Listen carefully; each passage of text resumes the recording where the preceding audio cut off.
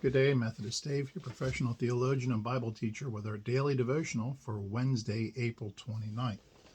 We go to chapter 29 in the book of Proverbs. I encourage you to read the whole chapter, but I'm going to read you verse 4 here. A king brings stability to a land by justice.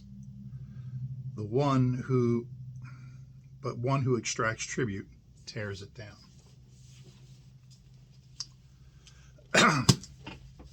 This is not do this then. This is an observation passage. So, not everything in the book of Proverbs is practical or is going to give you advice, but sometimes it gives us observations, and maybe we can do something with and about that observation. For one thing, a king brings stability to a land, and the caveat here is by justice.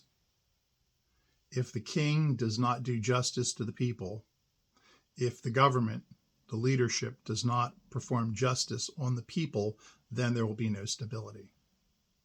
So whatever form of government that you have, whatever system that you're living in order for there to be stability, there has to be justice. That means that all people are created and treated equally, that they're not singled out, and that an unjust ruler is no better than anarchy. But in our system, we see that laws are not applied evenly. If you have money and means, then you can afford an attorney who can afford investigators and staff and people to fight for you. And if you have money, you can usually escape the worst type of punishment. But people who don't have money, well, they don't. Now, in our system of justice, if you cannot afford an attorney, one will be provided for you at no charge. Public defenders. But these people are hideously overworked. Now and then, the TV shows get the trope correct.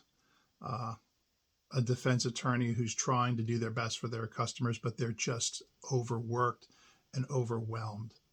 And they can't really spend time. So their first thing is, what kind of a deal can I get? And that's all that they do is they get plea deals for their clients because they don't have the energy or time to construct a defense and put on a strong defense for those who are accused, be they guilty or not. There aren't the resources for them to do it.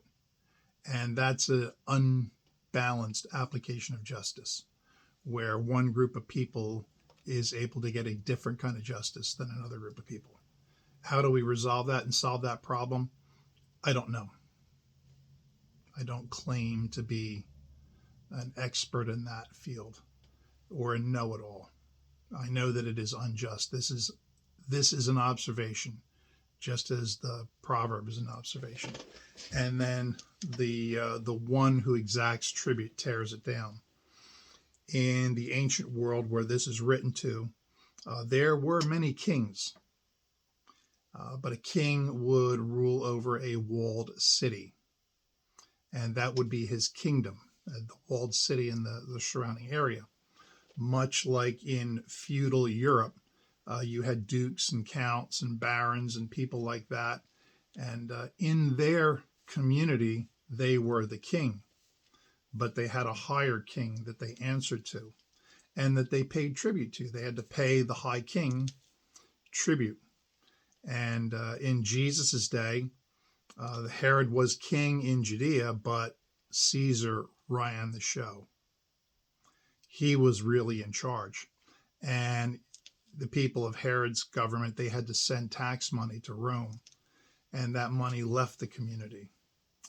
Tax money should really stay within a community. It's the expense to provide police and fire, to keep the roads plowed, to keep them in good shape, to keep the street lights on and the traffic signals working.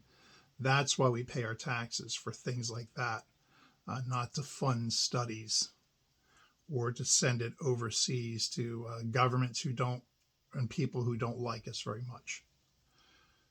That's another can of worms that we're not going to open up today.